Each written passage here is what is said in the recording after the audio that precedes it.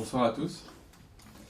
Alors quand on parle d'agriculture, on a souvent en tête ces images d'Épinal, ou comme le titre de notre causerie le rappelle ce soir, le bonheur est dans le pré. Pourtant, depuis plusieurs dizaines d'années, la réalité du monde agricole a bien changé. L'agriculture paysanne a laissé la place à une nouvelle agriculture industrielle et productiviste, aux mains des multinationales, qui étendent chaque jour un peu plus leur mainmise sur la nature. Comment on en est arrivé là? Jusqu'à la fin des années 50, le modèle agricole dominant était bien différent de ce qu'on connaît aujourd'hui. Des exploitations plus petites, 15 hectares en moyenne, contre 55 hectares aujourd'hui, et surtout beaucoup plus nombreuses. Il y avait à l'époque 2,3 millions d'exploitations en 1955, contre 450 000 seulement aujourd'hui.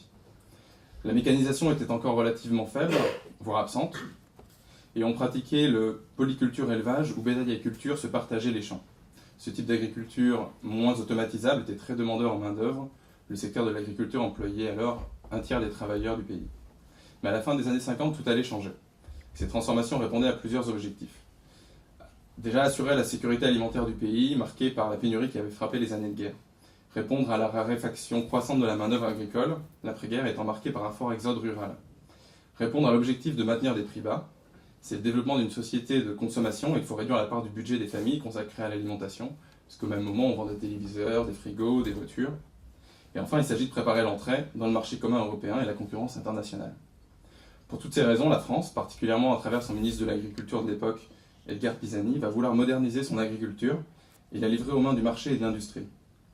Les gouvernements de l'époque vont décider que l'on doit produire plus pour moins cher et avec moins de travailleurs, et de remplacer les fonctionnements naturels, coûteux en temps ou en main-d'œuvre, par des fonctionnements issus de l'agriculture mécanique et chimique. Jusque dans les années 70, les aspirations à un travail moins dur et des rendements plus importants pouvaient laisser croire que ces changements étaient la solution. Grâce aux nouveaux engrais chimiques, on augmentait les rendements par hectare, avec moins de travail. Grâce aux insecticides, on n'était plus à la merci des insectes. Les semences vendues par les grands industriels garantissaient une production importante, et les agriculteurs s'endettaient pour acheter de nouvelles machines, diminuant encore la main-d'œuvre requise. Les ménages achetaient des télévisions, on exportait du lait, on achetait des frigos, des voitures, et le progrès semblait suivre son chemin. Mais derrière cet apparent progrès, les conséquences allaient s'avérer dévastatrices. Les quantités de produits déversés dans les sols commencèrent à les rendre de moins en moins fertiles, alors on ajoutait encore des produits chimiques. Ils ne retenaient plus l'eau, alors on les arrosait encore plus. Les animaux ne se faisaient pas très bien l'élevage intensif, alors on les gavait encore plus d'antibiotiques. Alors que la polyculture permettait de tenir à distance les insectes, les champignons, la monoculture les faisait revenir, alors on arrosait à nouveau de pesticides et le cercle vicieux continuait. Quand plus rien ne poussait, on avait des OGM. Les conséquences de ce système où la nature n'est plus au centre, mais devient un facteur de perturbation que l'on doit réguler pour le mythe des bienfaits de la concurrence, sont désastreuses pour l'environnement. On l'a dit, les sols deviennent de moins en moins fertiles. Les fossés, les haies, les zones humides sont détruits pour faire place à de grandes exploitations, ce qu'on appelle le remembrement. Les machines utilisées massivement augmentent la pollution liée aux énergies fossiles. Les nappes phréatiques, les rivières sont polluées par les engrais, les insecticides. La biodiversité est elle aussi en danger. Les abeilles, les insectes, les oiseaux, pour ne prendre qu'eux, sont menacés.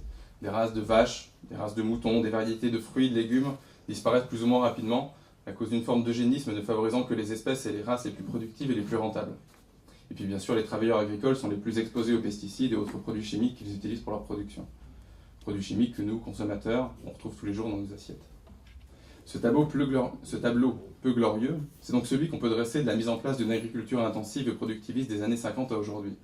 Si la situation n'était déjà pas reluisante, on observe ces dernières dizaines d'années, une aggravation de la situation, avec un vrai mouvement de financiarisation de l'agriculture marqué par une mainmise des multinationales sur le secteur. En effet, de regroupement en concentration, de rachats en faillite organisée, quelques multinationales se sont accaparées l'intégralité du marché, la quasi-totalité du monde agricole. Les grands groupes se partagent maintenant le gâteau. Dans le monde, ce sont quelques multinationales qui contrôlent la majorité des échanges mondiaux. Tate & Lyle, Cargill, Louis Dreyfus par exemple.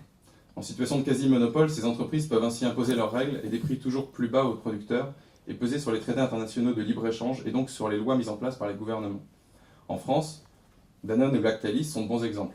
Ils totalisent à eux seuls près de 35 milliards de chiffre d'affaires par an. Une entreprise comme Bigard aujourd'hui contrôle la moitié de la transformation de la viande en France. Ces grandes sociétés se sont organisées pour défendre leurs intérêts et ont aujourd'hui des relais puissants, ce qu'on pourrait appeler aussi des lobbies comme la FNSEA, le principal syndicat agricole qui en réalité est au service des grands groupes d'agriculture productiviste. Alors que ces multinationales contrôlaient auparavant surtout la transformation, elles se sont attaquées au secteur de la production agricole. C'est ainsi que quelques grosses multinationales contrôlent par exemple aujourd'hui plus de la moitié de la production mondiale de porc et 2 tiers de celle de volailles et d'œufs. soit en imposant des contrats exclusifs très durs aux plus petits producteurs, soit en construisant de gigantesques infrastructures comme la désormais célèbre ferme des 1000 vaches, ou la ferme de Danone en Arabie Saoudite qui concentre à elle seule plus de 32 000 bovins. La distribution n'est pas non plus en reste, puisque là aussi quelques très gros groupes comme Carrefour, Walmart ou Metro se partagent le marché. Et leurs centrales d'achat font là aussi leur loi, en imposant aux agriculteurs des prix souvent en dessous de leur coût de production. Contrôle de la production, de la transformation, des prix, de la distribution, on aurait pu penser que la recherche du profit maximum aurait atteint ses limites, mais ce n'est évidemment pas le cas. Depuis les années 80, grâce à l'autorisation du brevetage du vivant, ce sont les semences que veulent contrôler les multinationales. D'abord avec ce qu'on appelle les semences hybrides, puis avec les OGM. On connaît tous l'entreprise qui commercialise aujourd'hui 90% des OGM au niveau mondial, Monsanto.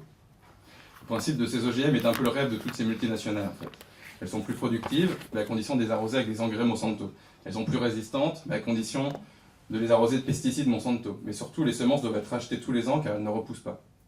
Les agriculteurs qui font ce choix, au départ présentés comme plus rentables, car plus productifs et demandant moins de travail, deviennent alors totalement dépendants économiquement de ces multinationales. Et puis, comme si tout ça ne suffisait pas, ces multinationales se sont mises à racheter la terre. En Europe, mais surtout dans les pays émergents, en Afrique ou en Amérique du Sud. Ainsi, on estime qu'entre 2006 et 2009, 15 à 20 millions d'hectares de terres agricoles, soit l'équivalent à peu près des terres agricoles en France, ont été rachetés par des multinationales, souvent pour des bouchées de pain. Lorsque des paysans pouvaient faire valoir leurs droits, souvent parce que les titres de propriété n'existaient pas forcément dans ces pays, ils sont expulsés de leurs terres, manu militari, ou se retrouvent embauchés dans des méga-exploitations avec des conditions très dures et des salaires complètement misérables. Évidemment, ce type de production a un impact énorme sur l'environnement. Il a aussi un impact sur les agriculteurs eux-mêmes. De moins en moins de main-d'œuvre nécessaire pour produire la même chose. C'est aujourd'hui 20 000 destructions d'emplois par an dans l'agriculture. Si, comme on l'a vu, un tiers des travailleurs français étaient dans l'agriculture dans les années 50, ils sont aujourd'hui plus que 3%. Et parmi eux, on dénombre de moins en moins d'agriculteurs à leur compte. Selon la CGT, aujourd'hui, il y a 80% des emplois dans l'agriculture qui sont des emplois précaires, des emplois saisonniers ou des temporaires. Le salaire moyen aujourd'hui d'un agriculteur, c'est d'environ 1 200 € par mois, avec, une fois les différentes charges payées, beaucoup d'éleveurs qui réussissent même pas à se payer l'équivalent d'un RSA. Ce sont donc des prix toujours plus bas pour faire face à la concurrence internationale des grands groupes, des prix qui en réalité ne couvrent souvent pas les coûts de production. Et puis pour imposer ce système aux paysans, l'Union européenne et les États ont conditionné certaines aides, subventions ou crédits à l'application de coûteuses normes qui ont obligé les paysans à s'endetter encore plus. Et plus ils s'endettaient, plus on leur imposait de produire davantage pour s'en sortir. Un cercle vicieux. Bien sûr, on vient de le voir, pour réussir à avoir les mains libres, les grosses entreprises se sont appuyées sur l'aide des gouvernements. Jusqu'à la fin des années 60, par différents mécanismes, dont le plus important et le plus célèbre, c'est la PAC, la politique agricole commune, qui a été créée en 1958, le gouvernement français et l'Union européenne s'étaient attachés à protéger les agriculteurs de la concurrence des prix internationaux. À la fois pour protéger la sécurité alimentaire des habitants, mais aussi pour garantir un niveau de vie décent pour les producteurs. Mais lorsque dans les années 70, l'économie commence à ralentir, ce sont aussi les échanges agricoles mondiaux qui ralentissent. Dans les années 80, face à la surproduction, on brade alors les prix pour écouler rapidement les surplus de céréales et les surplus de lait sur les marchés mondiaux, et l'on compense en versant de coûteuses subventions à l'exportation. Mais dès 1992, c'est terminé. Les mécanismes régulateurs fondateurs de la PAC, les subventions à l'exportation, les droits de douane sont progressivement abandonnés, avec l'idée bien connue que le marché va s'autoréguler. C'est dans cette logique qu'en 2003, la production est découplée des aides accordées aux agriculteurs, et c'est désormais en fonction de la surface que les aides seront versées. Ce sont évidemment du coup les plus grandes exploitations, celles qui en ont le moins besoin et celles qui sont aussi les plus polluantes, qui vont en bénéficier. 80% des aides directes reviennent en fait à 20% des bénéficiaires, et le tiers des aides profite actuellement à 3% des producteurs. Au niveau international, les gouvernements, avec le soutien et l'influence des industriels, dérégulent progressivement les marchés et les règles de concurrence, et l'agriculture n'est pas épargnée. Depuis les années 60, avec la levée des droits de douane sur le soja jusqu'en 1994, ou lorsque la création de l'OMC, on affirmera l'objectif de faire tomber toutes les protections aux frontières, les droits de douane et les règles sociales et environnementales. Cette dérégulation de l'économie trouve une illustration parfaite avec la spéculation sur les matières premières. La spéculation sur les matières premières, c'était interdit en France jusqu'en 1993, mais désormais les spéculateurs sont tout puissants au niveau mondial. De la même manière que certains spéculaient avec les subprimes sur le marché immobilier américain, ce qu'on connaît, les prix du porc aujourd'hui, du blé et du maïs sont devenus autant du support financier qui, non content d'enrichir une petite minorité de spéculateurs, influencent les cours des prix mondiaux au détriment des agriculteurs et des consommateurs. On se souvient par exemple des révoltes de la faim en Afrique en 2008, conséquence directe de la flambée des prix de certaines matières premières liées à la spéculation. Plus récemment, Les accords de libre-échange, autrefois principalement imposés par l'OMC ou le FMI, se font directement entre pays ou zones économiques, de manière bilatérale, souvent en faveur des plus forts. On compte aujourd'hui plus d'une centaine d'accords de libre-échange qui bien souvent vont encore plus loin dans la dérégulation et la suppression des normes sociales ou environnementales que l'imposaient auparavant les institutions mondiales. Les exemples les plus connus récemment, c'est le CETA, l'accord de libre-échange entre l'Europe et le Canada, qui vient d'être voté par le Parlement européen, qui doit être prochainement ratifié par le Parlement français, et le TAFTA, l'accord négocié dans l'opacité totale entre l'Europe et les États-Unis. Et ces traités ont des conséquences directes sur le monde agricole. Au-delà de l'importation en Europe du poulet au chlore ou du bœuf aux hormones, dont on a tous entendu parler, c'est en réalité toute l'agriculture qui est menacée. Peu d'agriculteurs européens pourront faire face à la disparition totale des droits de douane, une de leurs seules protections contre une agriculture américaine beaucoup moins chère mais socialement et environnementalement destructrice. Ces accords de libre-échange vont encore plus loin, en projetant de supprimer toutes les normes sociales, environnementales et sanitaires qui freineraient la concurrence libre et non faussée entre les États-Unis et l'Europe. C'est ainsi que par exemple les OGM, dont la production est pour l'instant contrôlée en Europe, pourraient rapidement se généraliser ici si le fameux principe de précaution qui prévaut pour l'instant venait à disparaître. Alors il faut attention, de toute façon, pas faire croire non plus que les gentilles multinationales européennes seraient forcément opposées aux méchantes multinationales américaines, parce qu'en effet, les entreprises françaises réclament elles aussi l'accès à des marchés américains qui étaient jusqu'à présent régulés, comme la nourriture dans les cantines, les administrations américaines, et il y a aussi d'autres sujets comme l'industrie pharmaceutique, où l'industrie pharmaceutique française très puissante exige aussi, là où l'administration américaine est beaucoup plus régulatrice, de nouveaux passe-droits. Donc j'aurais pu aussi vous parler du capitalisme vert, la dernière invention des multinationales pour redorer leur image, des travailleurs détachés, des conditions d'abattage des animaux dans les abattoirs intensifs, du marché des droits à polluer, tant le sujet est vaste.